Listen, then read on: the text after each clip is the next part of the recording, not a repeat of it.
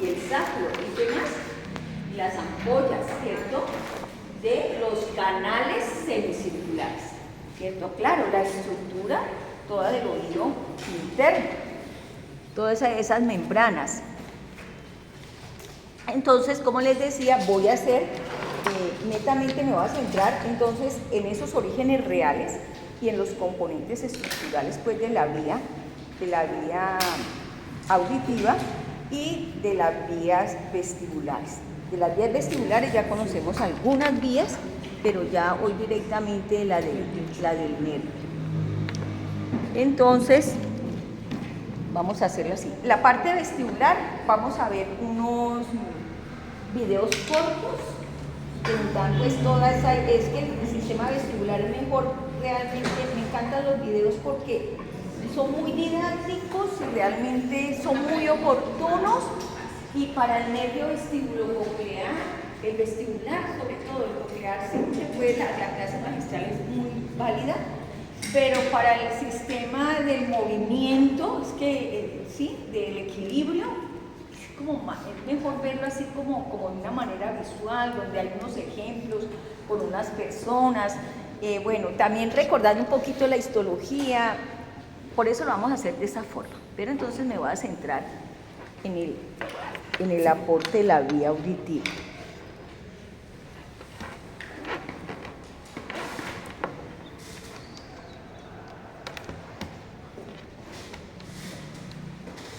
Bueno, confiemos en que funcione, ¿vale? Porque si no, también me hace pasar unas... Sí, pero el pillo.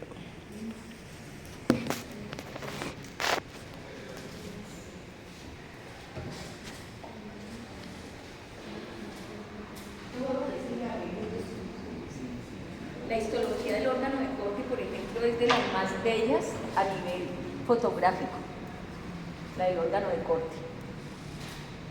Un corte parece como esas obras maravillosas artísticas.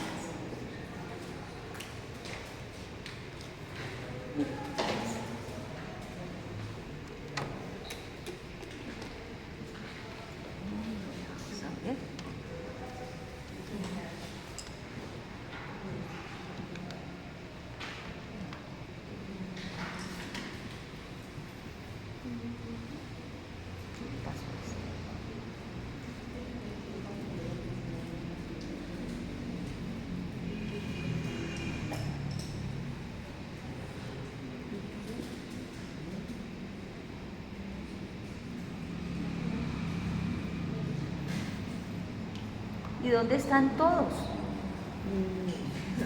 Ojo, hasta el final, hasta el final. Hasta el final, eso no hay otra. Lo que empiezas, lo terminas. Luego evalúas. ¿Qué fue bueno? Si funcionó, si no funcionó, pero que no te quede hasta el final. ¿Sí? Hasta el final, ya los resultados se analizarán para dar el otro paso, pero es hasta el final. Ay, ¿por qué está aquí?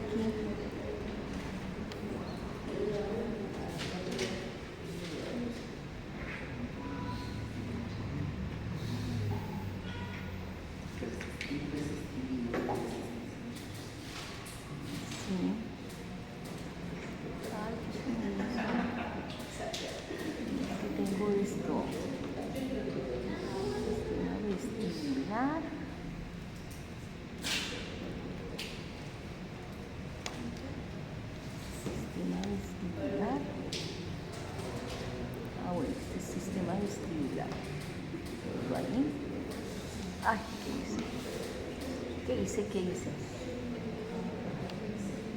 Octavo par.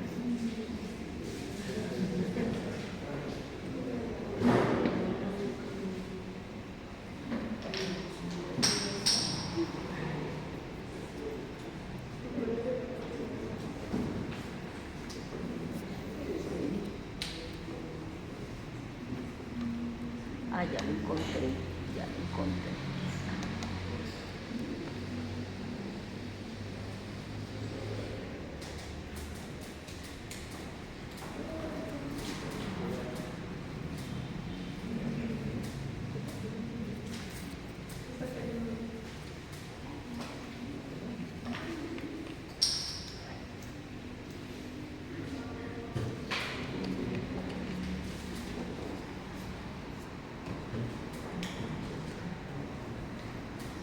Bueno, el libro de Paules nos trae un caso clínico, sin embargo, allí se dice como una modificación. Entonces, pues ya en este momento ya empezamos a hacer como esas conexiones, ¿cierto? Para lo que va a ser útil la neuroanatomía. Y entonces, vamos a dejar como inquietud este caso clínico. ¿Lo lees, por favor? Para iniciar como un preámbulo a el por qué vamos a estudiar ya en detalle y específicamente. Miren que estamos ya como en ese punto donde ustedes empiezan a ver especialidades clínicas, ¿cierto? La base, esa semillita que hay que sembrar para esa especialidad. Entonces, empezamos a conectarnos con esas pequeñas problemáticas de salud. Por favor, José, un comunicador social de 35 años, notó dificultad en la audición del oído derecho mientras hablaba por celular. En ocasiones tenía zumbidos en el oído derecho que había empeorado progresivamente en los últimos 3 meses. José corre en su tiempo libre y últimamente se ha sentido inestable. Una tarde, mientras caminaba en el entrenamiento, experimentó mareos, perdió el equilibrio y se golpeó la cabeza contra un muro, lo que le produjo una laceración en el cuero cabelludo. Por lo tanto, fue a urgencias para que lo suturaran. Durante la valoración, el doctor observó que sus movimientos oculares eran anormales, aunque sus ojos podían moverse en todas las direcciones. Presentaba nistagmo horizontal. Sus reflejos corneales y movimientos faciales normales. También tenían reducción de la audición en el oído derecho, y el examen neurológico evidenció signos de compromiso cerebeloso. La RM mostró que la resonancia magnética mostró que tenía un tumor del octavo par derecho que presionaba la protuberancia y el cerebelo. Entonces, ahorita vamos a mirar la vida y ustedes ya van a analizar y al final miramos signos y síntomas y ya van a describir, ¿no? Porque es que en estos casos, cuando se afecta el octavo par, y sobre todo allí en lo que es tumor cerebroso, que es muy común, pues va a comprimir el octavo par y en últimas va a afectar este nervio. ¿Y qué otro nervio podría estar afectando que no aparece allí en el cuadro clínico? ¿Qué podría estar afectando también? ¿Qué otro nervio podría tener algún impacto también? ¿Cuál que va con ellos? En el recorrido, el séptimo, puede ser, ¿no? Dependiendo pues del nivel de la lesión. Bueno, realmente esto es como un preámbulo, ¿cierto? En el caso pues de nosotros los humanos se detectan pues unos sonidos entre graves y agudos. Yo sé que en Anato ponen muy bien estos ejemplos de los sonidos graves, agudos, y cómo esa estructura de la cóclea pues también, y la disposición de esa membrana basal en esa cóclea, formando pues ese conducto coclear como tal, con sus membranas, pues en esa base o en esa cóclea y ese tamaño de la membrana pues va estableciendo la intensidad con la cual se transporta la información al sistema nervioso central del sonido. Y entonces, en primer lugar, pues esta vía auditiva tiene su órgano de audición como tal, ¿cierto? La vía como tal, la vía acústica, que sería la que tiene que ver con esos elementos cuando toca la membrana timpánica, cuando pasa y golpea, digamos, se amplifica el sonido con los huesecillos, y luego finalmente cómo la ventana oval pues se empuja prácticamente esa perilinfa, ¿no? Y como ya en la ventana redonda ese diafragma impulsa y hace de que esa perilinfa pues recorra o se mueva y mueva la membrana timpánica y se genere pues la información o se estimule las células del órgano cortis para que se transmita la información del sonido hacia la parte de la corteza cerebral. Entonces ahí hablamos de la vía, buenos días, de la vía auditiva. Entonces, como les digo, no vamos a hablar de esa conducción del sonido, que sé que la hicieron y la explicaron muy bien en Nato, no voy a detenerme hoy allí en ello. La conformación pues, estructural con su cóclea en la parte ósea, ¿cierto? Y lo que tiene que ver con el laberinto óseo, ¿cierto? Lo describieron, y el laberinto membranoso. Eso es del orden pues estructural. Vamos a mirar esa parte. Bueno, dentro del conducto auditivo, o sea, en todo ese sistema, digamos, del laberinto membranoso que completa lo que es el conducto auditivo, pues decimos, bueno, todo es el conducto auditivo. Pero ese conducto auditivo está conformado por 3 compartimientos, ¿no? Entonces, hablamos de que hay una rampa timpánica, una rampa vestibular. Y claro, eso es como un tubo por donde fluye la perilinfa, y digamos hacia la parte media tenemos una rampa media que es mucho más conocida como el órgano de Corti. Y en neuro nos interesa es esta conexión de esta estructura del órgano de Corti, que es, la que contiene, que es el que contiene las células sensitivas o los receptores para la función. Y entonces uno dice, bueno, aquí tienen que llegar las neuronas sensitivas. Como la vía auditiva, su componente funcional del nervio tiene una función de ingresar información al sistema nervioso de las ondas que escuchamos, de los sonidos que escuchamos, entonces su componente será aferente. Y si el componente es aferente, el primer elemento para ingresar la información será ¿quién? Los receptores, ¿cierto? Y entonces van a estar aquí los receptores en el órgano de Corti. Cuando les decía que la histología, el órgano de Corti, mira, esto parece como un cuadro espectacular, ¿cierto? En hematoxilina y eosina. Parece un puente colgante de las grandes ciudades, ¿cierto? Inspira a esos puentes de las grandes ciudades. Simplemente una laminita que hay allí en la muestra de este órgano de Corti. Entonces tenemos acá lo que es la rampa timpánica, la rampa vestibular. Y entonces hay una membrana que delimita aquí entre este conducto auditivo propiamente dicho.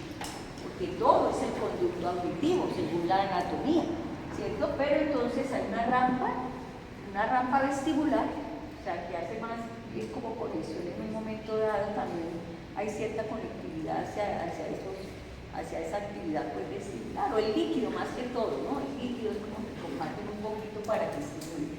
Entonces, tenemos este conducto auditivo como tal, ¿sí? Como tal, propiamente dicho, o también la rampa media, para que entendamos. Una cosa es el concepto de conducto auditivo, todo.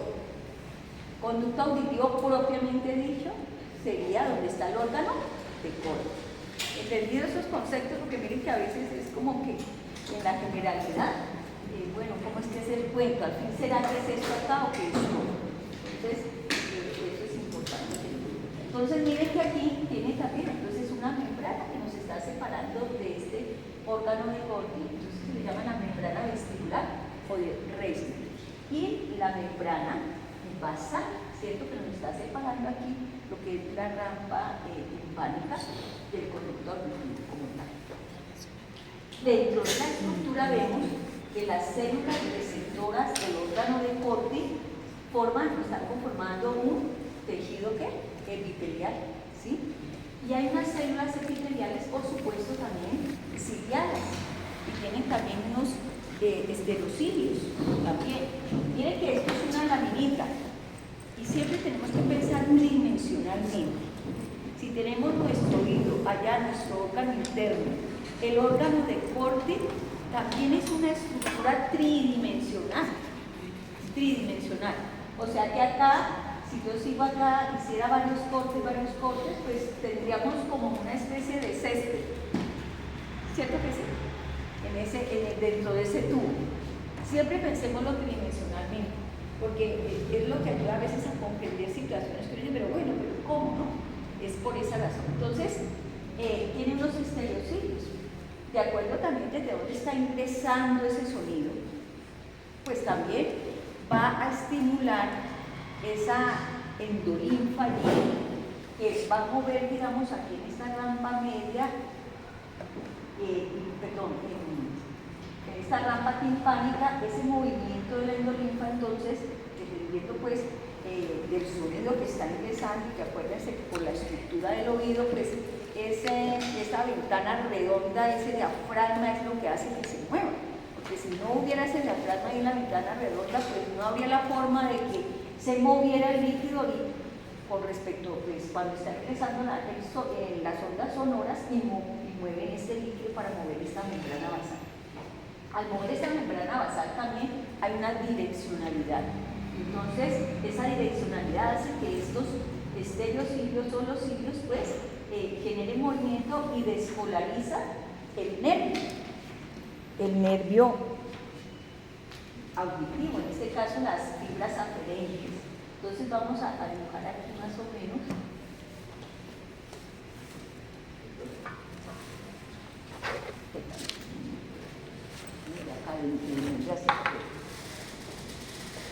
Están aquí. Entonces estarían llegando el nervio, la terminal nerviosa de una neurona ganglionar, ¿sí? Ya la vamos a ver, si no te estoy explicando aquí. Entonces van a llegar esas fibras a estimular estas células ciliadas del órgano del corte. Cuando pues el movimiento hace de que estas células se despolaricen y mandan la información a través de esta neurona sensitiva al sistema nervioso central. El movimiento depende físicamente pues de los fluidos de los líquidos, depende de cuando esa membrana o ese diafragma mueve, pero también a veces eso no es suficiente. Y entonces, ¿quién refuerza esos movimientos de la membrana basal? Las células ciliadas externas. Un 95% de ellas realmente se encargan de ayudar a esa movilidad, ¿cierto? De una manera pues muy precisa y ordenada, porque acuérdense que lo del sonido es tan perfecto, ¿no? Las notas musicales, todo llega como de una manera punto a punto a estos receptores.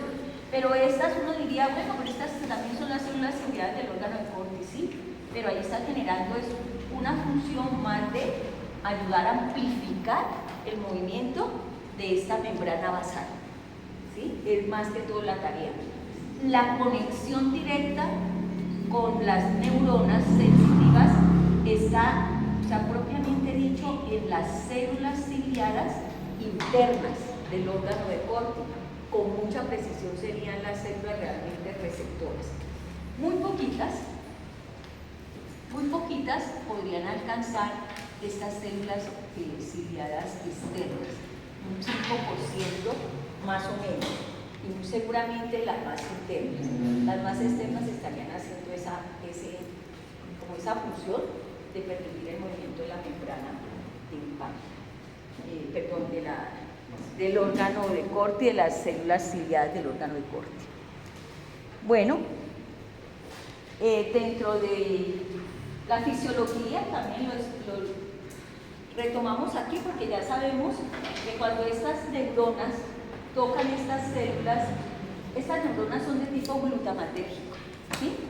Liberan el neurotransmisor sobre estas, miren aquí, liberan el neurotransmisor, ¿no? Y entonces la célula ciliada abre canales, los canales regulados por voltaje para el potasio, ¿sí? Potasio de manera muy particular allí en el oído interno.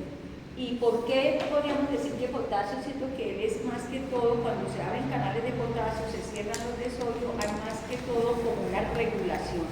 Porque es que mientras unos cilios, para poder, miren, esa cantidad de notas graves, ¿no? Más débiles de intensidad, pues se maneja con la intensidad con que se despolarizan estas células. Y entonces juegan allí un papel importante los canales regulados por voltaje para el potasio. Prácticamente son los que se abren y es un momento en que hay un proceso de despolarización.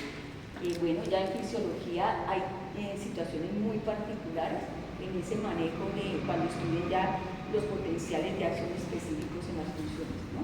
Liberación de neurotransmisores, en qué medida, ya tenemos una idea de cómo es ese proceso, pero es una simple despolarización. Mientras unas se despolarizan, otras se hiperpolarizan. Eso sucede. Aquí en ese ejemplo que les acabé de pasar y que lo muestra Paules, es más que todo como un proceso de despolarización, pero para generar una inhibición, ¿no? Desde que hay apertura de canales de potasio. Bueno, entonces, con respecto pues a la membrana, también hablar un poquito pues como para conectarnos con Anato, también es esa disposición, ¿no? Esa membrana que se dispone en la cóclea, digamos, ella se va como estirando, es como más corta y luego se va alargando en la medida que alcanza el helicotrema. No hablo ahorita del helicotrema porque es la estructura de la cóclea, es un punto donde se comunica prácticamente la endolinfa y la perilinfa, ¿cierto? Eso lo miraron.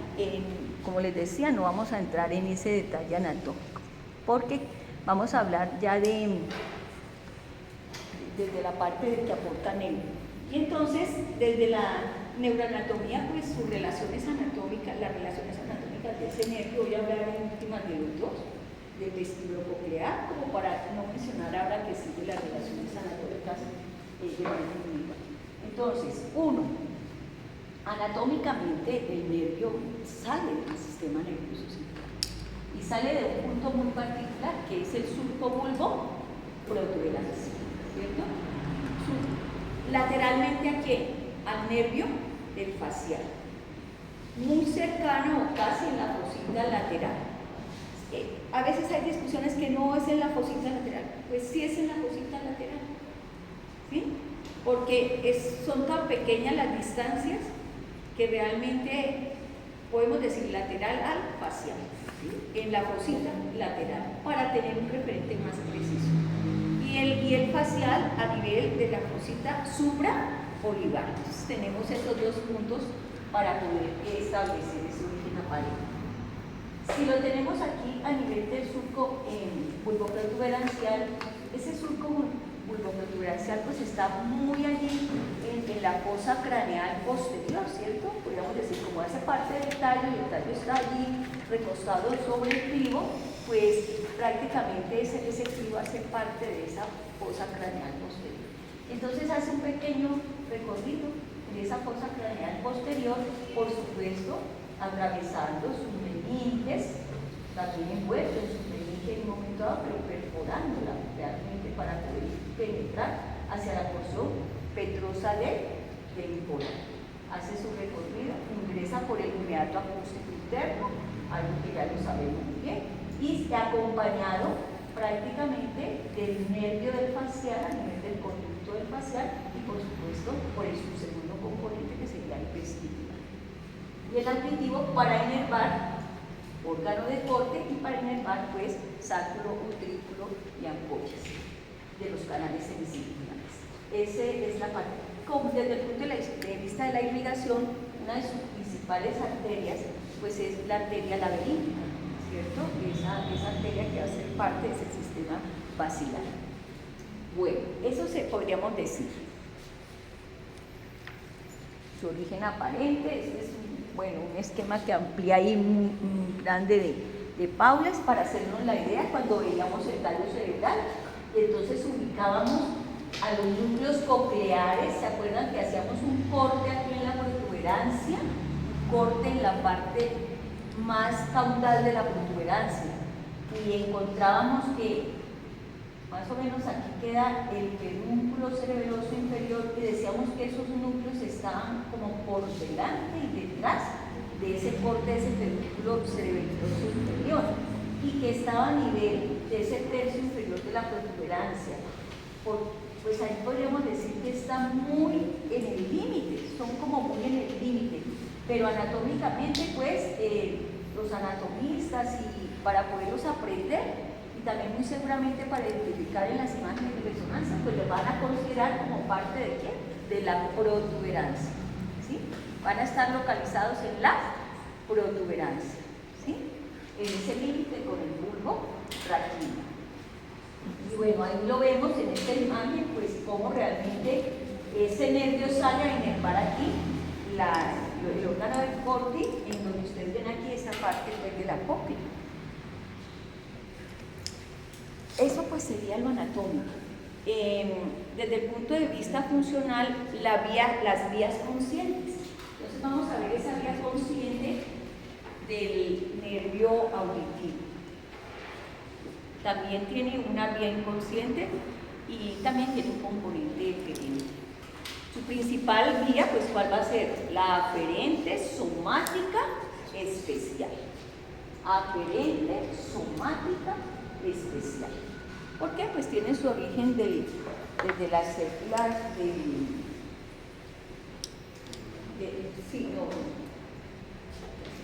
del ectodermo, ¿sí? También tiene origen ectodérmico. Entonces, por esa razón, pues, tenemos aferente somático especial, ¿sí? Bueno, ustedes se han dado cuenta que aquí los que están atentos, pues me están escuchando, ¿no? De pronto, si hacen mucho ruido por allá afuera, pues sí, que no dejen oír la clase, ¿cierto? Pero llega un momento en que ustedes se concentran y así sea un ruido intenso allá afuera, usted queda bloqueado, ¿cierto? Queda bloqueado. Hay un componente eferente de este sistema que bloquea los sonidos de nuestro alrededor. También neurológicamente eso pasa, pero ¿por qué? Como que uno se concentró y no oyó qué pasó por allá afuera. También hay una vía eferente, pero nos interesa la vía aferente. Vamos a explicarla en este esquema, la vía auditiva.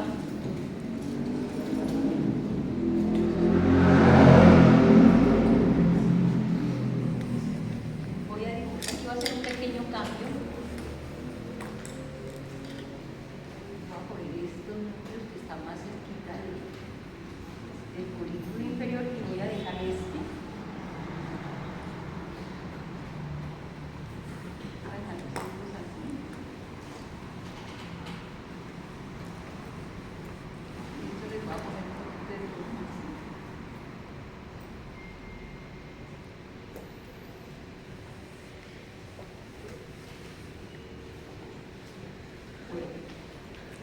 Entonces, viendo desde la cara posterior del tallo cerebral, vamos a mirar allí a nivel de la fosa rhomboidal, piso del cuarto ventrículo.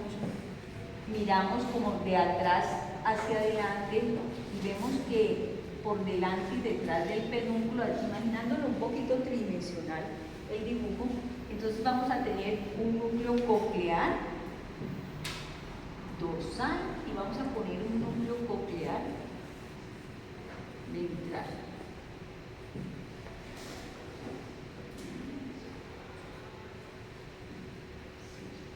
Es que estoy imaginando cómo me va a quedar la línea, que no les porque sea más entendible. La dorsal ventral se la va a poner.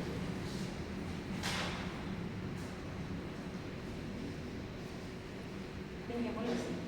Dorsal y coclear ventral. Vamos a imaginar de atrás hacia adelante, ¿sí? De atrás hacia adelante. Entonces, vamos a ubicarnos aquí. Aquí está la cóclea, ¿cierto? Y aquí, ¿quién estará? El receptor. ¿Quién está aquí? Células ciliadas del órgano de corte. Este órgano, estas células ciliadas van a ser parte de un, voy a dejarlo aquí donde está para no, aquí va a estar, digamos, el ganglio, pero es el ganglio espiral. Entonces, estas terminales nerviosas que pertenecen a una neurona que está en un ganglio, ese ganglio, miren, para que vayan entendiendo que está, pues aquí lo saqué para allá afuera, ¿sí? Pero aquí estaría el ganglio, si seguimos en espiral, entonces también el ganglio estaría como aquí, saldrían neuronas aquí, saldrían neuronas de los ganglios hacia a conectar aquí cada una de estas células ciliares, ¿sí? En espiral, en espiral. Entonces vemos el ganglio que también va formando una espiral. ¿Por qué? Porque tenemos neuronas que su prolongación periférica conecta aquí. Entonces está allí conectando. Ese ganglio se llama el ganglio espiral. Pues va a estar allí pegado a la así, ¿cierto? En la parte interna, pues, llegando allí al conducto coclear. ¿Me comprenden esa parte? ¿Sí? El caracol, membrana, también el ganglio, esas fibras de la neurona bipolar, porque es una neurona bipolar en este caso, sensitiva bipolar, esa neurona. Cuando veíamos las neuronas bipolares como las de la visión, ¿se acuerdan? La primera neurona en la vía visual es una neurona bipolar que conecta el cono y luego se conecta a las células ganglionares, ¿cierto? Acá también está una neurona bipolar en un ganglio que está prácticamente siguiendo la misma dirección en espiral que la cóclea, para poder llegar con su prolongación periférica a alcanzar las células ciliares, ¿sí? Ya vimos en la imagen de histología cómo desde la parte interna va llegando esa fibra, ¿no? ¿Sí se acuerdan dónde se la dibujé? La parte interna. Va llegando, va llegando, va llegando. Entonces, en la vía auditiva, la primera neurona estará ubicada en el ganglio espiral. Primera neurona, en el ganglio espiral. ¿El componente es qué? ¿Qué decíamos? Aferente. Somático especial. Claro, es que la audición es especialísima. Su vía es especial, es única. Aferente, somática, especial. El origen de estas células es ectodérmico, por eso es somático. Entonces, primera neurona. Las neuronas, aquí cuando reciben, digamos, cuando el sonido llega a través de todo este sistema, ¿no? De lo que es la parte del externo, interno, toca la membrana timpánica, mueve la endolinfa, mueve la membrana basal y entonces despolariza estas neuronas que llegan a hacer sinapsis. Miren, ¿a dónde van a llegar? Al núcleo coclear. Vamos a poner aquí otra neurona. Ahí inicia la segunda neurona. Inicia la segunda neurona. Vamos a poner aquí.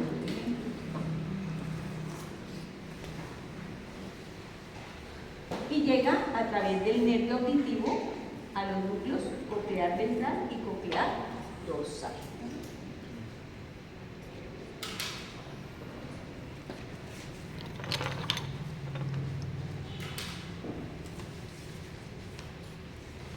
Las neuronas, la segunda neurona de este núcleo coclear dorsal se difusa y asciende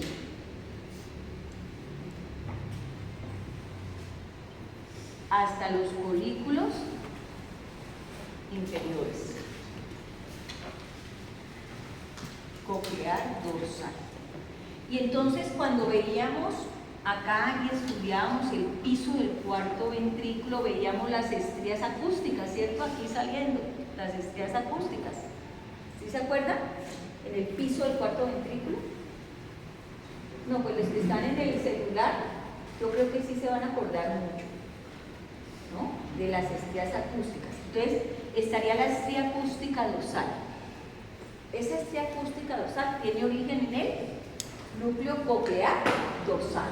Y es del lado contrario, por supuesto, porque se difusa, de hecho forma ese agrupamiento, esa fibra que alcanzamos a ver.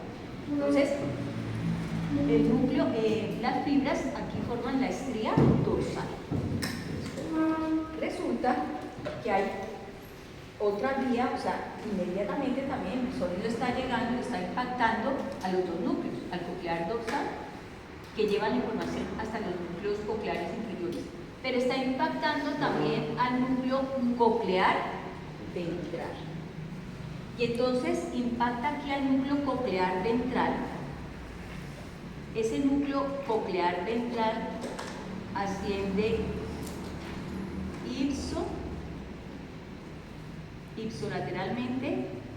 contralateralmente e ipsolateralmente y conecta a los núcleos olivares superiores. Conecta allí a los núcleos olivares superiores, de manera que bilateral, ¿sí? Bilateral. Entonces, cuando esta neurona también, aquí hay neuronas del núcleo coclear ventral también, que ascienden ipsolateralmente a los colículos inferiores, también hay neuronas. Pero aquí principalmente hacen esta vía primero, a los núcleos olivares superiores.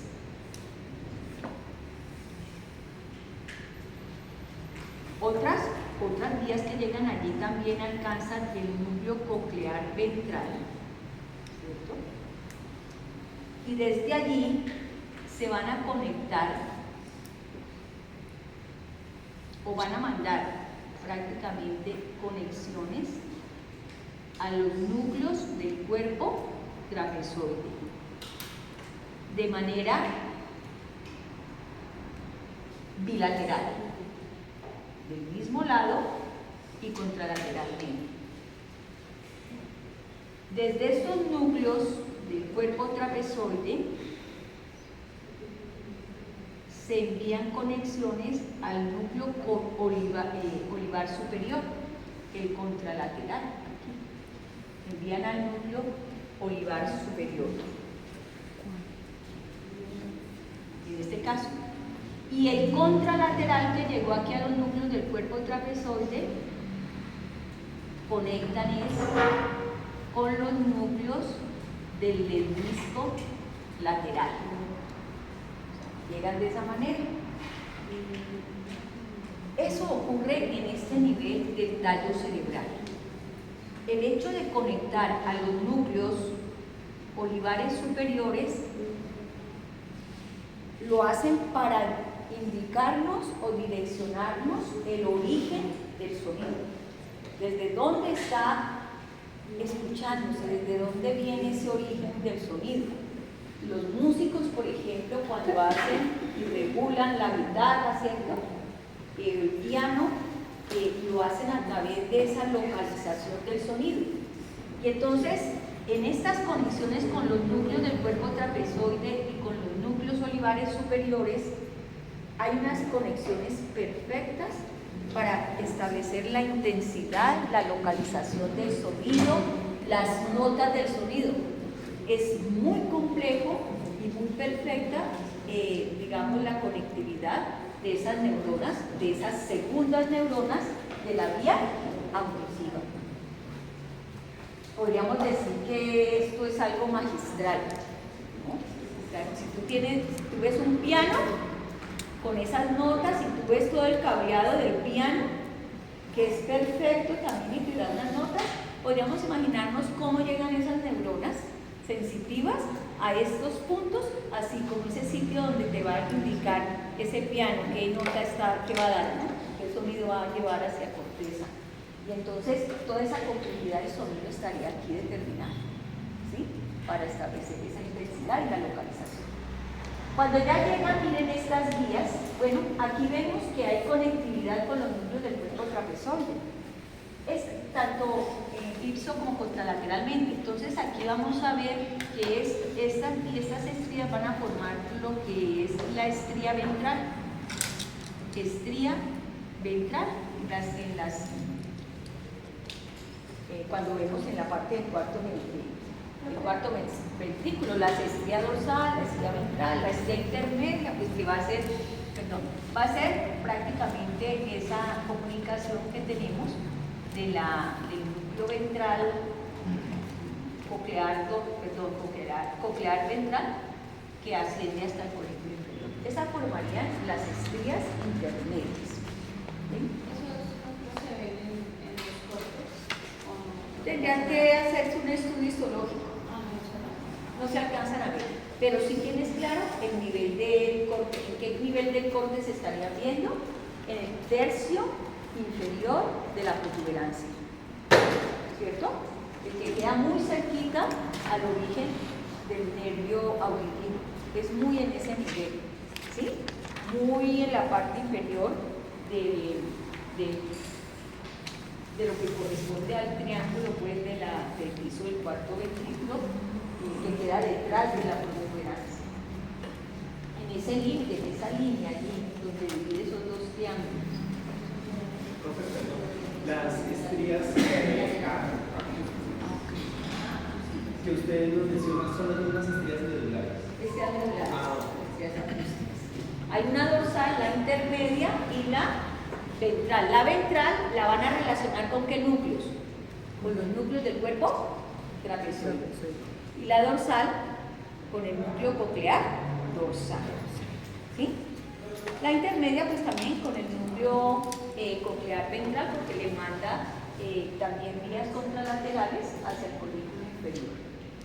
Y entonces miren todos los núcleos que participan en la vía auditiva. En cierta medida podemos, dentro de la generalidad que aprendemos cuando estudiamos las vías sensitivas, decimos, hay una primera neurona en un ganglio. ¿Es válido para esta vía auditiva? ¿Sí o no? ¿Sí? ¿Qué ganglio? ¿Qué ganglio? El ganglio espiral. Ahí está la primera neurona de la vía sensitiva auditiva. Claro, hay una segunda neurona también. Esa también la podemos de manera determinante decir está en dónde. ¿En dónde? Núcleo coclear. En los núcleos cocleares, en el dorsal y ventral. Ahí está. ¿Cierto? Ya la tercera neurona puede estar ¿dónde? En los núcleos del cuerpo trapezoide, puede estar en el núcleo de los núcleos olivares superiores. En la clínica consideran, digamos, como neuronas así principales en la vía auditiva para hacer, digamos, una evaluación o si lo ven en las imágenes, bueno, etcétera, con todo lo que hacen para hacer la evaluación correspondiente. Entonces, lo considera más que todo la segunda neurona en los núcleos cocleares y valida más la presencia de la conexión con los núcleos olivares superiores. ¿Por qué? Porque ellos al evaluar te indican si el paciente sabe cuál es la fuente del sonido. Ah, es que está por allí, como por el corredor. No, es que está por acá, por el anfiteatro. Entonces, eso en la clínica ayuda, ¿cierto?, a establecer cómo está la vía. Entonces, por eso establecen como una tercera neurona aquí a los núcleos olivares superiores. Y obvian un poco a quién, a las neuronas de los núcleos del cuerpo trapezoide. Casi no, o sea, no cuentan como a la hora de la evaluación, porque estas neuronas sí te informan un poquito más del origen localizado del sonido. Entonces, te dicen que hay una tercera neurona, vamos a decirla, pues, la que más les sirve. ¿En dónde? En los núcleos olivares superiores, sin desconocer que hay una tercera neurona, puede estar en dónde? En los núcleos del cuerpo trapezoide. En la medida que asciende esa vía, recuerdan que el ascenso hacia el colículo inferior y recorriendo todo el tegmento de la protuberancia, alcanzaba el tegmento del mesencéfalo, ¿cierto?, haciendo parte del sistema de los lemniscos. ¿Quién hacía parte de esos sistemas de los lemniscos? El lemnisco lateral, que es el que lleva la información auditiva. ¿Y dónde lo dibujábamos este lemnisco lateral? Lateral al lemnisco medial, ¿no? Entonces, una lesión, por ejemplo, lateral en el tegmento mesencefálico podría estar afectando la audición. Sin embargo, miren esta complejidad, aquí tan sencillo, pero si imaginamos toda la complejidad de estas conexiones en el tallo cerebral en esta parte a nivel auditivo, pues por más que se dañen todas las funciones, pensemos del tallo cerebral por A o B motivo, causa, la vía auditiva siempre va a quedar de alguna manera algunas fibras conectando. Por eso la audición no se pierde con facilidad, digamos, cuando hay esas lesiones a nivel de tallo. Puede disminuirse un poco la audición porque llega ya, digamos, a corteza, un poco disminuida, pero en últimas no. Y también ustedes se han dado cuenta que en esos momentos cuando las personas están falleciendo, que lo último que pierden es la capacidad auditiva, pues es como precisamente esa complejidad, esa gran cantidad de conexiones que tiene a nivel del tallo cerebral. Es como lo que explica ese porqué, ¿sí? Y entonces se puede dañar casi todo, pero la audición siempre va a estar presente de alguna manera, ¿sí? A excepción pues ya de los problemas netamente de la estructura del oído, a nivel del oído interno, del oído medio, pues que sea estructural o que también sea de origen genético, ¿cierto? Eso ya es porque ya hay un bloqueo y son bloqueos prácticamente a nivel periférico, ¿cierto? Porque los daños a nivel central, periférico y de pronto por genética, pues también a nivel, por ejemplo, de la corteza, ¿no? Pero en sí, en una persona normal, siempre vamos a tener algo de audición, ¿sí? Y los problemas de oído, ustedes se han dado cuenta, son más que todo de conducción, entonces son los que más maneja el otorrino. Y entonces ponen los audífonos y todo, ponen los audífonos y la vía ¿qué? Y la vía auditiva sigue, está buena, ¿sí? Ponen los audífonos y la vía neurológica pues deja que funcione, porque está buena, ¿ya? Por eso funcionan los audífonos, porque si no, ni por mucho audífono, pues no funcionaría. Si la vía neurológica no está buena, no funcionan los audífonos. Es cuando hay daño estructural anatómico que es la adaptación del audífono. ¿Comprendido? Daño en la membrana timpánica. Esos daños externos del oído sí que afectan la vía auditiva, pero ella misma, miren que no tanto. Ella misma tiene mucho elemento neurológico que no la daña. Bueno, sigamos. Entonces tenemos esa tercera neurona. Habría una cuarta neurona. En esta, si miramos esta vía que llega, por ejemplo, a los núcleos olivares, desde el núcleo coclear ventral específicamente, tendríamos una tercera neurona. Una cuarta neurona, ¿dónde estaría? En los núcleos del menisco lateral. Ahí tendríamos una cuarta neurona.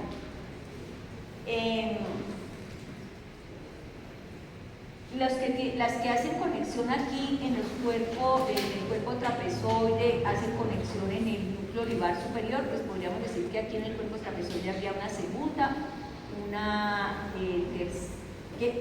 tercera neurona, una cuarta neurona en el núcleo olivar superior, ¿cierto?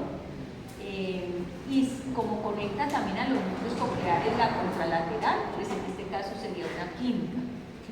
Pero bueno, no mencionemos esas, entonces pensemos la primera, segunda, tercera, núcleo olivar superior, la cuarta en los núcleos del menisco lateral y la quinta, ¿en dónde van a estar?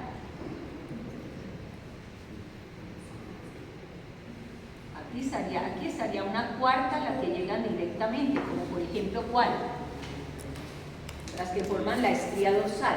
Las que vienen del núcleo coclear dorsal si llegan directo al colículo inferior, ¿no? Al colículo inferior está muy relacionado con esa llegada directa desde el núcleo coclear dorsal. Y entonces aquí tendríamos una quinta neurona, ¿cierto? Aquí estaría la quinta neurona. Esa neurona desde los colículos hace su recorrido ipsolateral hacia donde será que llega. ¿Dónde hacen relevo todas las vías sensitivas? ¿Dónde hacen relevo todas las vías sensitivas? En el tálamo. ¿En qué parte del tálamo la auditiva? No, pues en el cuerpo geniculado medial. medial, porque lateral es el. Entonces llega al cuerpo geniculado medial del tálamo y se cumple digamos, esa generalidad de que la vía auditiva también hace relevo en el tálamo, en el metatálamo, ¿cierto? En el metatálamo, específicamente, en el cuerpo geniculado medial. Y luego de allí, ¿a dónde irá? Y habría una sexta neurona, por decir algo, pues porque podría ser séptima, podría ser quinta. A la corteza. ¿A qué parte de la corteza? ¿Ah? ¿A qué parte del área de la corteza? ¿A qué área llegaría esa vía auditiva? A los giros, pues sí, a los giros transversos, pero esas qué áreas son.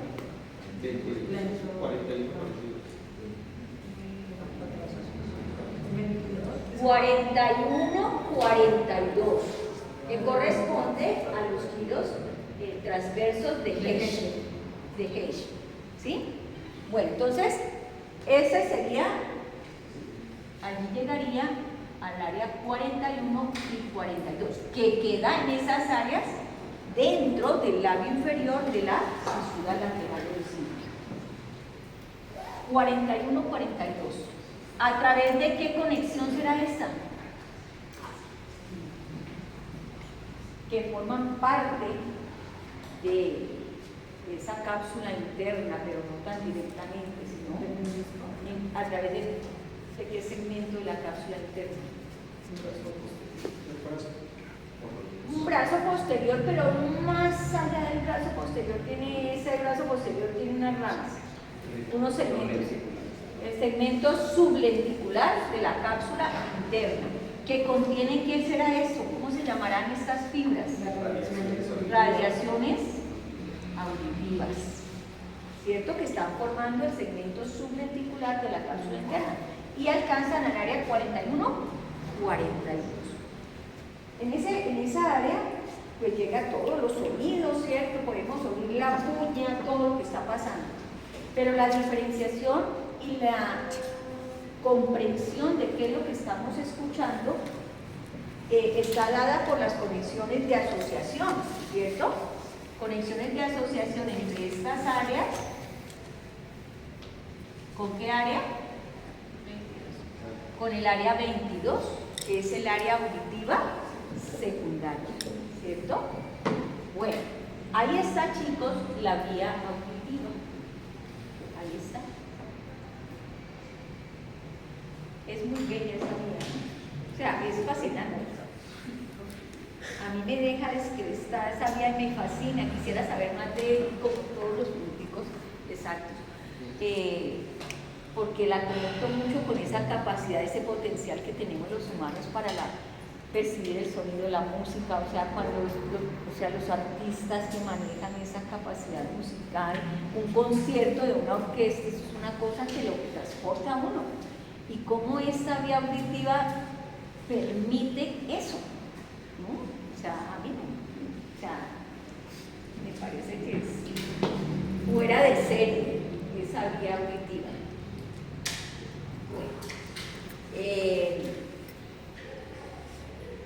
hasta aquí tenemos lo que es normal.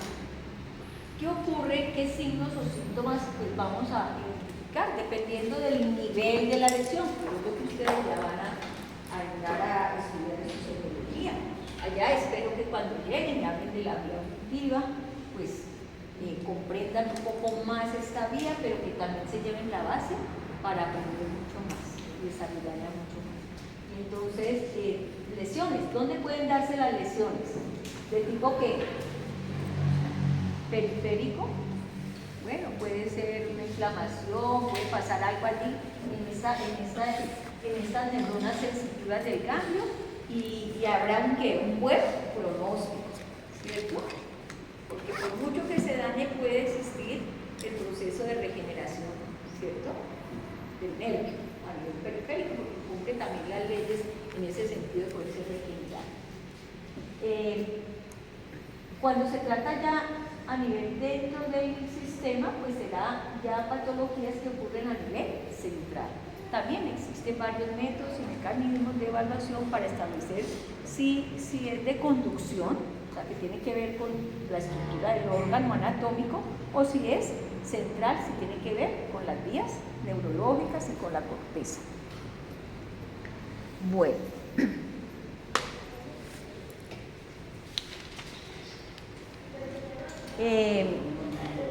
Resulta que hay unos reflejos que están relacionados con la vía, ¿sí? Audiomotores.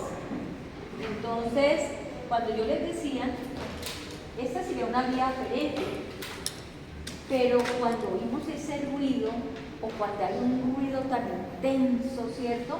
Entonces, acuérdense que el músculo tensor del tímpano, ¿no? Y allí del estrapedio, en esa parte que vimos que estaba inervado, ¿por qué nervio? Ese músculo.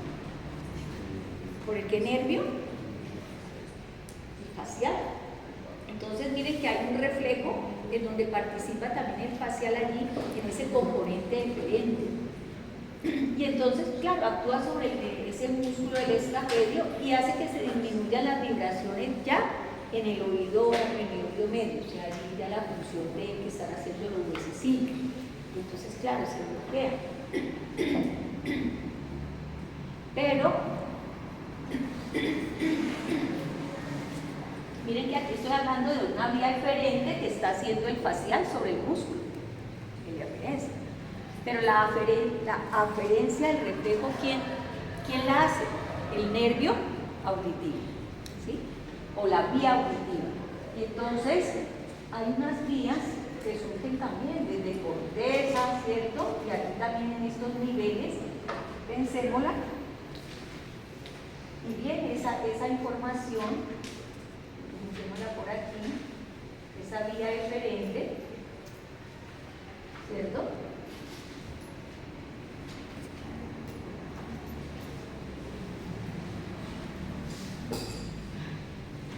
Y va a hacer que funciona aquí. Va a ser una inhibición. ¿Sí? O sea, porque llega aquí y disminuye ese componente que está generando ese estímulo eferente, disminuye los huesecillos, disminuye. Entonces, ¿a quién va a impactar? A la membrana basal, porque la membrana basal va a disminuir estos movimientos. Y entonces va a haber una vía, digamos, que va a venir y a controlar aquí también en ese momento, a regular de manera inhibitoria ese sonido fuerte. Entonces hay ese componente eferente desde la vía o desde la función auditiva como tal. Son vías de regulación en ese caso. Bueno, en la parte palpebral también, aplaudimos y entonces también se cierran los párpados. Entonces también sonido. ¿A dónde llega el sonido por acá? Colículos inferiores, ¿cierto? Conexión con el área ¿qué? Pretectal. Al conectar con el área pretectal, conecta por el tercer par, cerramos los párpados. ¿Sí? Entonces empiezan a existir toda esa serie de reflejos muy complejos y particulares. Y acabamos de demostrar en estos reflejos así, ya como más complejos, la simplicidad del arco reflejo.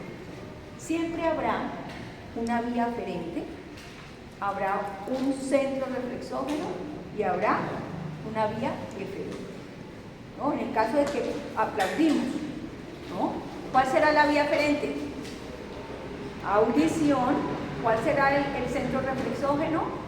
Mesencéfalo, la parte pretectal. ¿Y quién será el eferente? El tercer parietal. ¿Ya? En la del huesecillo es más compleja porque es allá como interna desde las vías que salen, desde reguladoras de la misma vía auditiva. También regula allí porque tiene que llegar a regular aquí a estas neuronas que están recibiendo el impacto.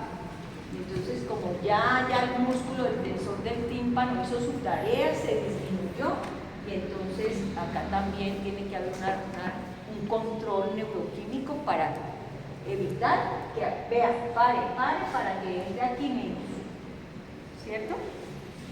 Ya son vías regulatorias.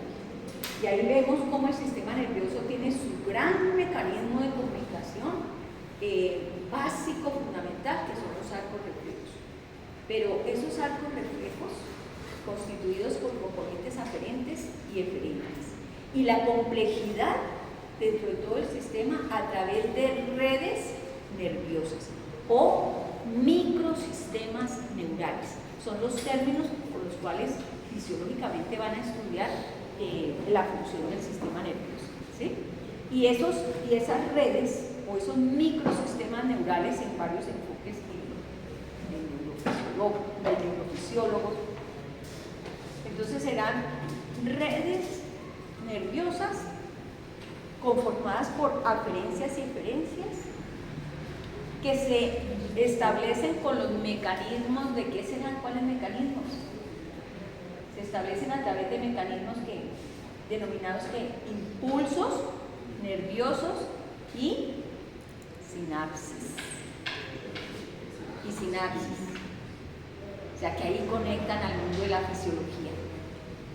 Y entonces ya se van a ir a estudiar las vías con toda la neuroquímica y con todo el mecanismo. Y el mecanismo de regulación. Acá en neuroanatomía pues tenemos que hacer unos acercamientos para poder que ustedes ya lleven la base, pero allá ya van a cubrir esa parte de la fisiología. Y en ganglios basales hicimos un acercamiento a esos ciclos neuroquímicos. Y bueno, ¿comprendido, chicos?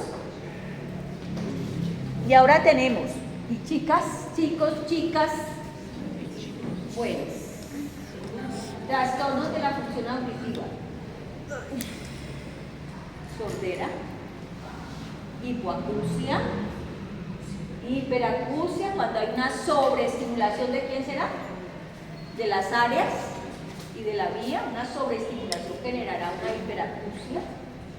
Acúfenos, esos ruidos, generalmente los acúfenos pues generan también como cuando hay una congestión, una inflamación y cuando hay, digamos, problemas a nivel de arterial o de la circulación.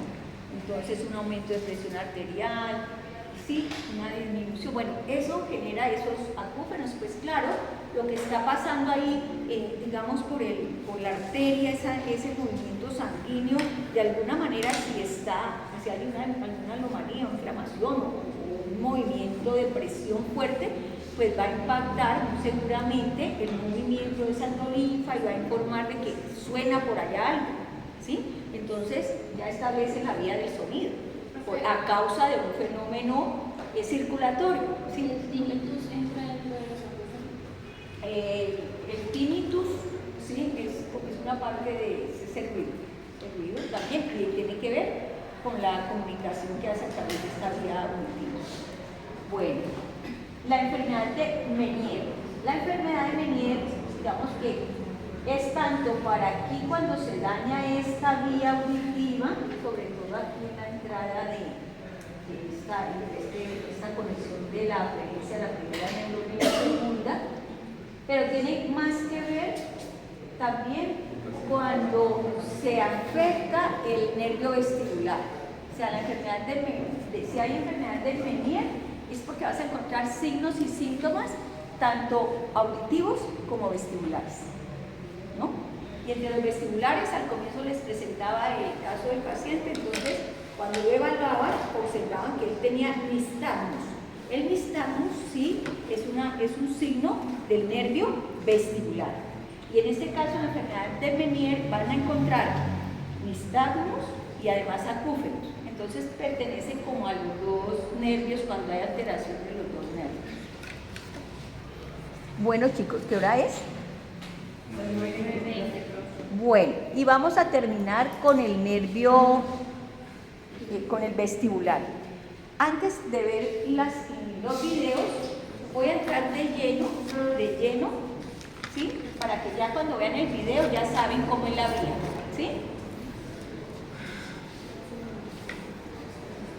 Bueno, no olvidemos olvidemos que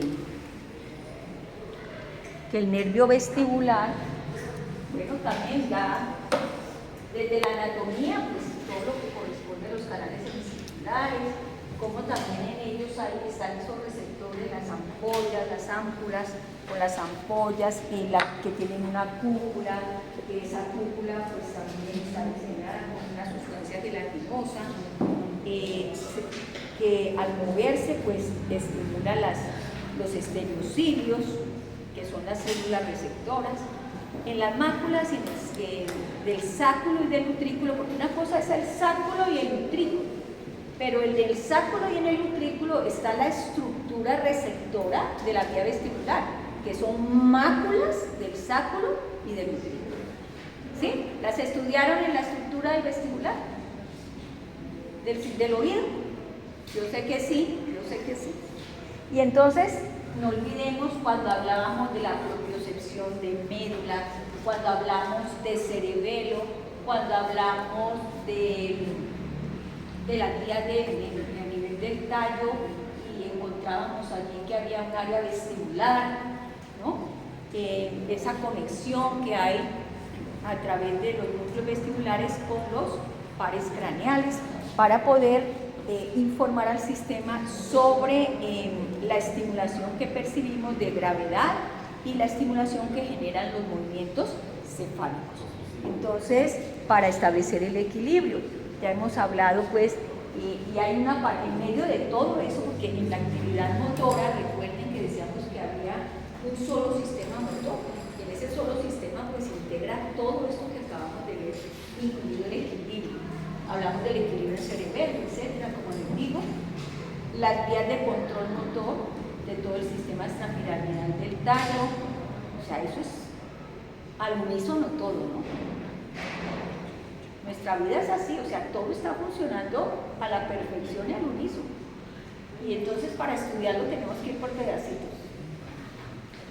Aparato vestibular, ya habíamos hablado, tiene unos componentes, el laberinto estático, el laberinto cinético. En ese aparato, por decir algo, en el caso de las sensaciones con respecto a la gravedad, pues el sáculo y el utrículo juegan un papel muy importante allí. Cuando estamos desplazándonos, digamos, paralelamente aquí al piso, con respecto a la gravedad, en sentido horizontal, pues está funcionando allí lo que es las células sensitivas del utrículo. Cuando estamos de pie y cuando saltamos, ¿qué células se van a estimular allí? Las del sáculo, ¿no? Las máculas del sáculo. Y entonces también,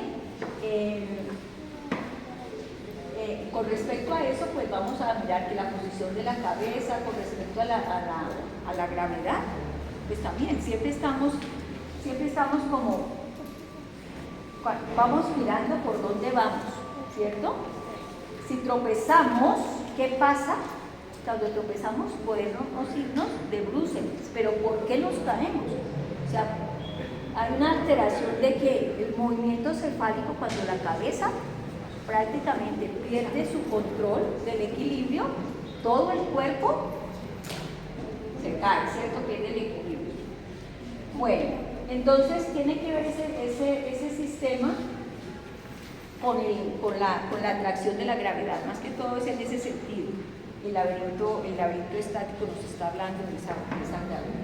La atracción de la gravedad, aceleración, desaceleración. ¿Quiénes van a captar esta información? Pues esas máculas del sáculo y del utrículo. El movimiento de la cabeza, y ustedes han visto que cuando movemos la cabeza, ¿qué pasa? Se nos mueven ¿qué?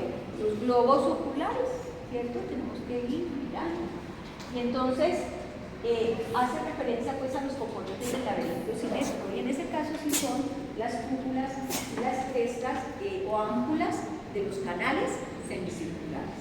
Entonces es como la diferenciación de la función que tienen estas estructuras.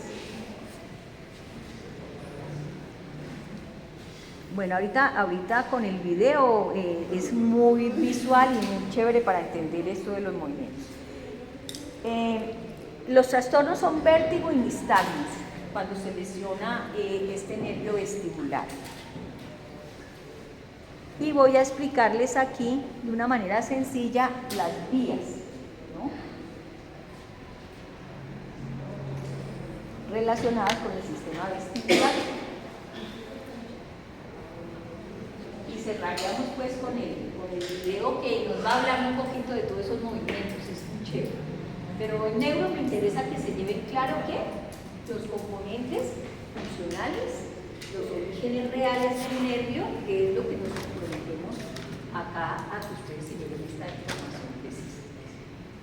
Entonces, en las vías vestibulares, miren, canales semicirculares, sáculo por aquí, aquí están en los canales semicirculares los receptores para este nervio, sáculo y la primera neurona de esa vía, así como cuando veíamos acá el ganglio espiral para el caracol, también hay un ganglio que contiene las neuronas sensitivas que van a conectar a las máculas del sáculo y el utrículo. Si hablaron de las máculas en anato, que tienen los estereocitos, que tienen las otoconias, ¿sí? Estructuralmente ya lo deben de haber mencionado. Y en histología, la histología también tiene que haberles mencionado eso, ¿ya? Entonces, voy a echarlo a lo de acá. Entonces, sería primera neurona de esa vía vestibular, ¿va a estar dónde?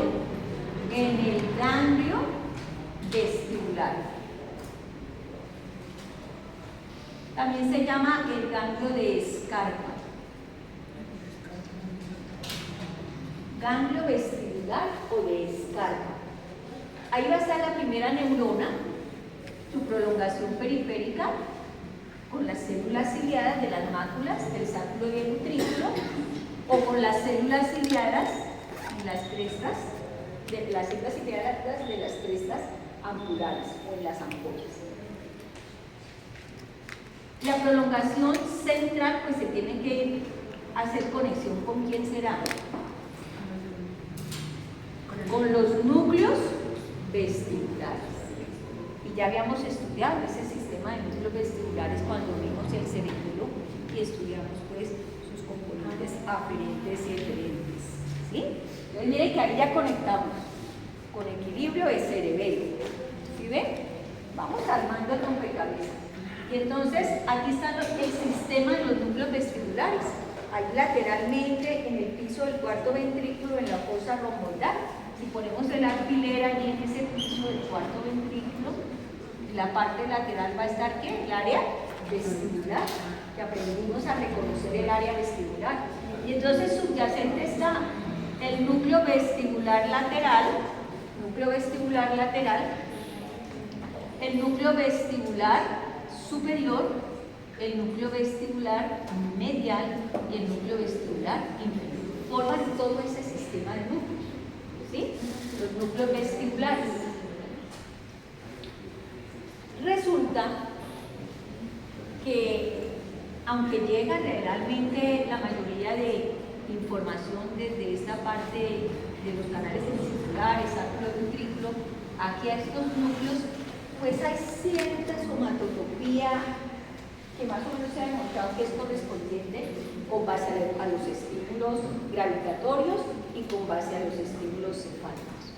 Y entonces, si viene desde la parte de las células ciliadas de las ampollas, esa vía hace conexión con el núcleo, con los núcleos vestibulares superior y medial. Como si está llegando desde estas ampollas, que son las que me informan sobre el movimiento cefálico cuando giro la cabeza o si hago un movimiento lateral o un movimiento hacia adelante o hacia atrás, ¿no?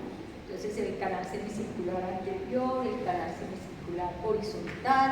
Bueno, ese sería el estímulo y entonces es recibido a través de esta primera neurona que va a alcanzar estos núcleos, los núcleos vestibulares superior y medial, como está recibiendo información de los movimientos cefálicos, ¿qué está pasando? Se están moviendo los globos oculares. Y entonces hace conexiones contralaterales, estas neuronas, conexiones contralaterales, mandando colaterales a los núcleos del sexto, del cuarto y del tercer par craneal, que son los encargados de ¿qué? Del movimiento de los globos oculares. O sea, ahí es donde se conecta y está el porqué, ¿no? Teniendo en cuenta que si muevo la cabeza se mueven los ojos, ¿sí? A través de este fascículo que se llama el fascículo longitudinal medial, que lo veíamos en todo el tegmento de la protuberancia, en la parte del bulbo, cuando estudiamos toda la estructura interna del bulbo, siempre decíamos en la línea media, fascículo longitudinal medial. Pero miren, ahora venimos a conectar realmente con qué núcleos, a qué vía realmente es la que nos está explicando, qué es lo que nos está explicando, ¿no? ¿Por qué se mueven los ojos cuando movemos la cabeza? Para mantener también el equilibrio. Y de hecho tenemos que estar viendo por dónde vamos y hacia dónde movemos nuestra mirada. Entonces, para mantenernos ¿qué? Con relación pues en pie, con relación a esos movimientos cinéticos, por eso decimos ahí. Sin embargo, pues una cosa, movimientos cinéticos, muevo la cabeza y puedo también tener un movimiento estático, porque también me está influenciando la gravedad. O sea, en últimas estoy aquí de pie, pero si estoy moviendo la cabeza, estoy realizando los dos tipos de movimientos. Y los receptores son distintos, los que me están captando el movimiento cefálico a los que me están captando de permanecer de pie sin irme de bruces por la atracción de la gravedad y los conceptos de aceleración y desaceleración gravitatorias. Entonces, ese sería la vía. Resulta... Esa asciende por el fascículo lemnisco medial. Fascículo, no, longitudinal medial. Lemnisco medial es otra cosa, no se vayan a confundir. Fascículo longitudinal medial. Aquí ya le vamos a poner un apellido a ese fascículo longitudinal medial. Le vamos a decir que es fascículo longitudinal medial ascendente. Bueno, y entonces el ejemplo, la atracción gravitatoria en un movimiento estático, aceleración, desaceleración. Si yo estoy aquí, no me dejo caer porque la gravedad no me atrae. Entonces hay unas vías que me están informando desde este centro del equilibrio, desde las máculas del sacro del círculo que están conectadas a esta primera neurona del ganglio vestibular. Y entonces, pero ¿con qué receptores? Con las máculas de ¿quién? Del sacro y del utrículo, ¿sí? Para lo que es la gravedad.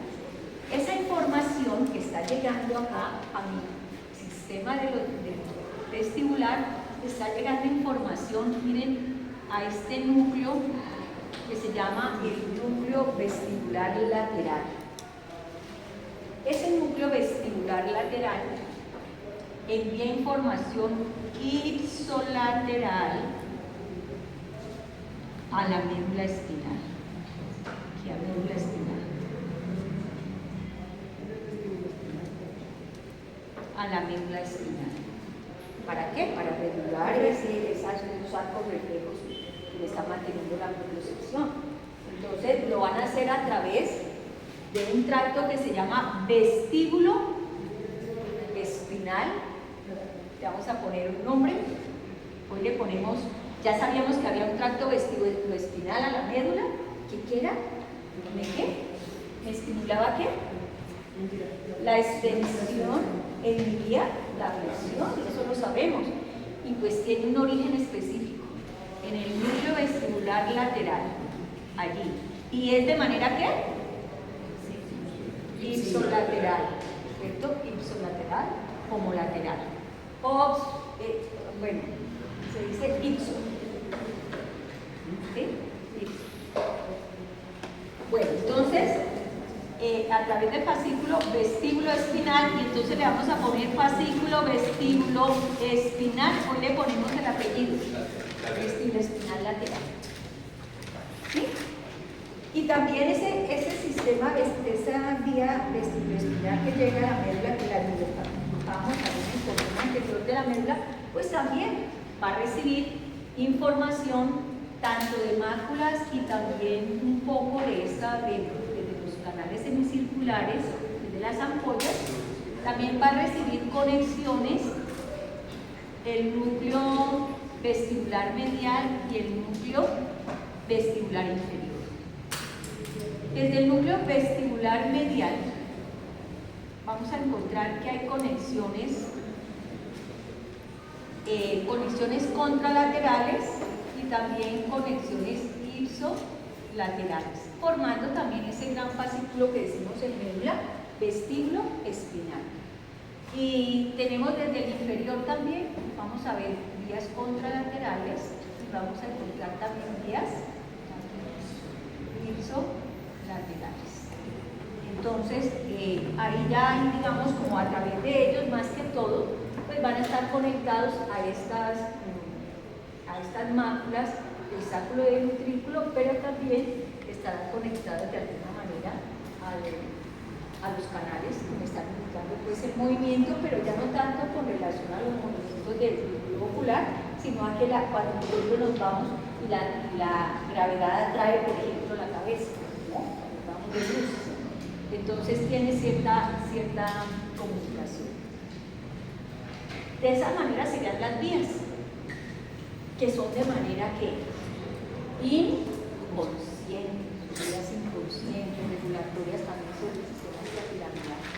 Pero es que yo soy consciente que estoy aquí de pie, soy consciente que giro la cabeza al lado derecho, y bueno, ¿cómo llega esa información?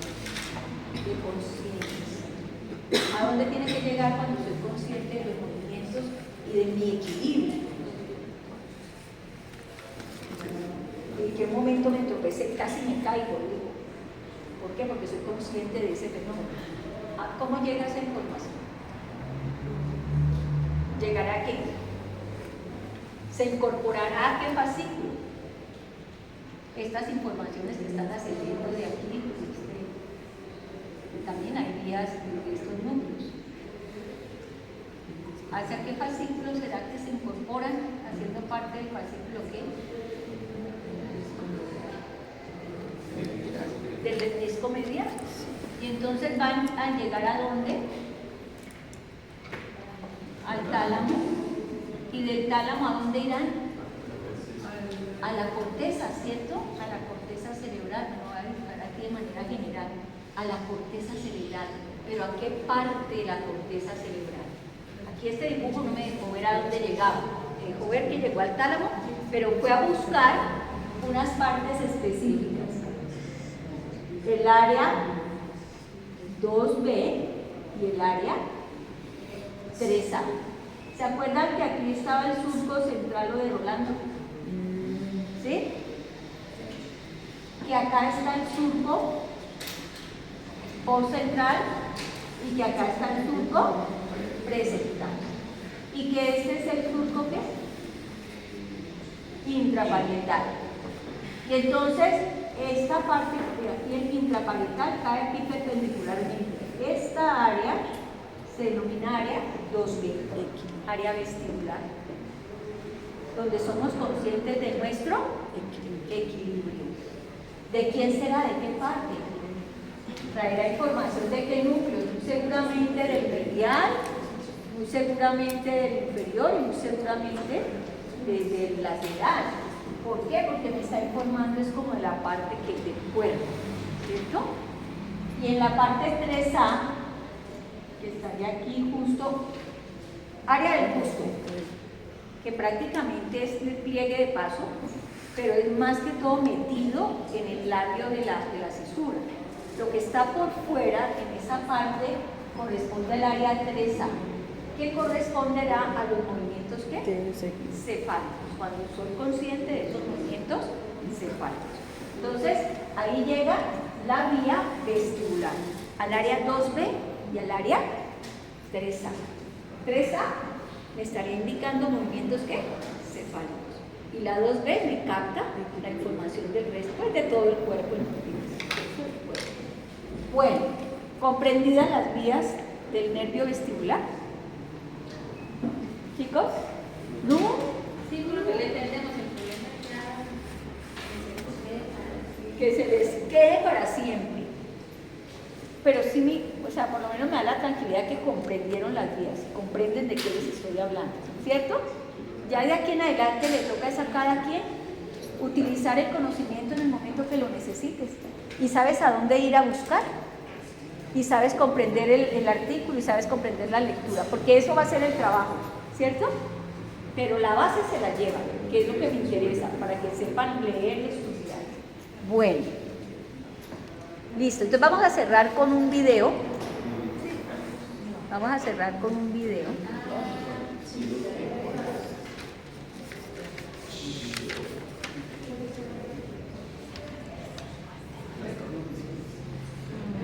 ¿Qué me hizo?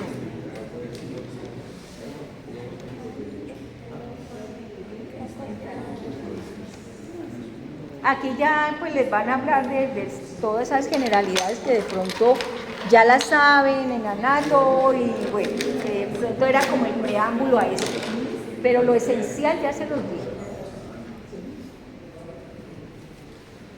Que no me acuerdo cuál era. Veamos este. Ambos son excelentes, los tengo allí porque el uno completa al otro, pero veamos unos otros.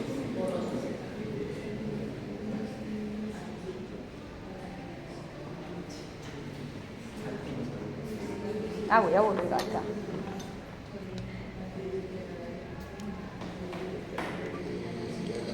El mundo se puede convertir en un sitio muy confuso. ¿Hacia dónde nos movemos? ¿Hacia dónde giramos? ¿Dónde están el cielo y el suelo? ¿Qué está ocurriendo exactamente?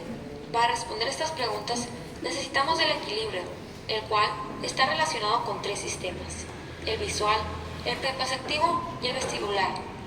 El sistema vestibular determina la orientación de las partes del cuerpo unas con respecto a las otras y con respecto al mundo externo sin la pérdida de equilibrio. De manera que la postura debe estar controlada. Mientras el cuerpo está quieto, equilibrio estático. Así como durante el movimiento del mismo, equilibrio dinámico. Esta información nos la transmite un conjunto de órganos situados en el interior del oído. El oído está conformado por 3 porciones: el oído externo, el oído medio y el oído interno. Sin embargo, el que nos resulta de gran importancia para el tema es el oído interno, el cual anatómicamente está formado por 2 laberintos, el laberinto óseo y el laberinto membranoso. El laberinto óseo está formado por hueso, el cual tiene 3 componentes: los conductos semicirculares, el vestíbulo y la cóclea. Los 3 conductos semicirculares, superior, posterior y lateral, se encuentran orientados a 90 grados entre sí. Un extremo de cada conducto está aumentado de tamaño. Esta región ampliada se denomina ampolla. El vestíbulo es la porción central del laberinto óseo. El vestíbulo alberga también a regiones especializadas del laberinto membranoso que se conocen como utrículo y sáculo. La cóclea se origina como una estructura espiral ósea hueca. En el laberinto óseo encontramos lleno de un líquido claro llamado perilinfa, que baña al laberinto membranoso que está suspendido en su interior. Este líquido está compuesto por líquido cefalorraquídeo y plasma filtrado, rico en sodio y pobre en potasio. Su función es evitar que los 2 laberintos choquen y la cóclea conduce las ondas sonoras. Suspendidos dentro de los conductos óseos están los conductos semicirculares membranosos, que son continuaciones del laberinto membranoso. Dentro de este circula la endolinfa, líquido viscoso que presenta poco sodio pero mucho potasio. También está compuesto por un epitelio derivado del ectodermo embrionario, que origina 2 pequeños sacos llamados utrículo y sáculo. El utrículo está orientado en el plano horizontal y el sáculo en el plano vertical. Los receptores vestibulares. El mecanismo general de excitación de estos receptores vestibulares se produce al ser desviados los cilios. Dentro del sáculo y utrículo encontramos áreas sensoriales que perciben la posición de la cabeza en el espacio. Estas áreas se denominan máculas. Hay una mácula a nivel del piso del utrículo y una mácula a nivel de la pared medial del sáculo. Las máculas poseen una sensibilidad multidireccional. La mácula sacular se encarga de captar las aceleraciones lineales y la mácula utricular de las aceleraciones horizontales. El utrículo está compuesto de un conjunto de células ciliadas receptoras, con penachos de cilios, las cuales se encuentran cubiertas por una masa gelatinosa llamada membrana otolítica, en la que están embebidos numerosos cristales de carbonato de calcio, denominados estatoconias u otolitos. Entre el conjunto de cilios que posee una célula, hay uno de mayor tamaño llamado sinocilio, usualmente ubicado en uno de los extremos de la célula. Al resto se le conoce como esterocilios, unidos entre sí por finos filamentos. Cuando hay un movimiento, la inercia de los citoconias les hace desplazar los cilios. Entonces, cuando los esterocilios se desplazan hacia el sinocilio, se produce una despolarización que desencadena un potencial generador y transmite la información hacia la corteza cerebral opuesta. En la dirección opuesta se produce una hiperpolarización y la falta de señal es también transmitida. Mientras que en las ampollas se encuentran las células denominadas crestas ampulares, las células están embebidas en la cúpula, un material gelatinoso que puede oscilar. Cuando se empieza un movimiento de rotación, la cúpula, debido a su inercia, no se mueve y eso actúa sobre las células ciliadas, que despolarizan o hiperpolarizan según la dirección. La presión del líquido doble de la cúpula y también de las células pilosas deforman su membrana plasmática, con lo cual surgen potenciales de acción. Estas células pilosas hacen sinapsis con neuronas sensoriales cuyos axones convergen y forman un nervio vestibular que va al cerebro. Vía de transmisión de la información. Toda la información que es captada por los receptores vestibulares, tanto de las máculas como de las crestas ampulares, es transmitida como impulso eléctrico de las células ciliadas hacia fibras nerviosas que se reúnen hasta llegar al ganglio vestibular. La vía vestibular conecta el aparato vestibular con el cerebelo. Participa en la regulación del equilibrio cinético y estático. Los receptores del equilibrio cinético son las crestas ampulares de los conductos semicirculares. Los receptores del equilibrio estático son las máculas del utrículo y sáculo. Estos receptores entran en contacto con la prolongación periférica de la primera neurona de la vía vestibular. Esta es una neurona bipolar, cuyo cuerpo se ubica a nivel del ganglio vestibular en el extremo lateral del conducto auditivo interno. Las fibras eferentes de esta primera neurona forman el nervio vestibular. El nervio vestibular presenta fibras provenientes del utrículo y de las crestas ampulares que conforman el nervio vestibular superior, y fibras provenientes del sáculo y del conducto semicircular posterior que conforman el nervio vestibular inferior. Estas fibras llegan a los núcleos vestibulares donde hacen relevo con la segunda neurona de la vía. Las eferencias de las segundas neuronas se dirigen hacia el cerebelo, la médula espinal, a los núcleos oculomotores del mesencéfalo, al tálamo, a la formación reticular, al oído interno y a los núcleos vestibulares contralaterales. Transducción mecanoeléctrica. Las células sensoriales vestibulares son mecanorreceptores. Su actividad consiste en transformar un desplazamiento mecánico inicial en una señal eléctrica interpretable por el sistema nervioso central. De esta forma, el estímulo ocasiona el desplazamiento de una estructura anexa acoplada a la célula receptora por intermedio de la constitución ciliar. La deformación mecánica del esterocilio ocasiona la aparición de una corriente de entrada que se traduce en una señal eléctrica, el potencial del receptor. El potencial del receptor induce una despolarización vasolateral de la célula ciliada, que es el origen de la liberación de neurotransmisores, y del potencial generador de potencias de acción transmitidos al sistema nervioso central por fibras aferentes. La corriente de entrada corresponde a la entrada de potasio, produciendo una despolarización de la célula. La despolarización de la célula induce la apertura de los canales de calcio.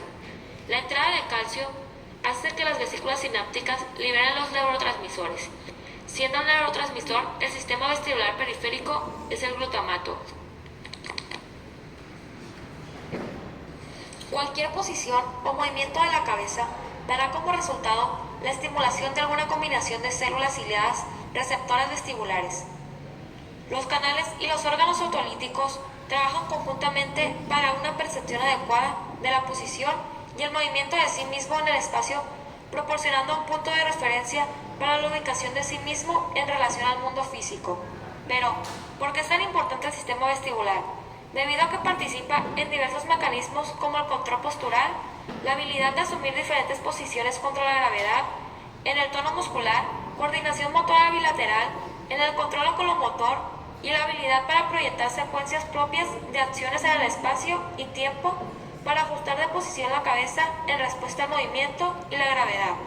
En nuestro nivel de alerta para el desarrollo del lenguaje y la seguridad gravitatoria.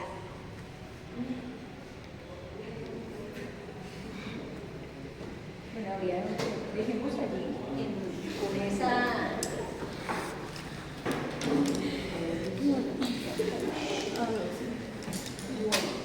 Creo que lo que me interesaba más que todo pues, de los órganos reales del nervio. Creo que quedó más o menos con el video como una articulación con todo lo que ya me aprendió. Corte.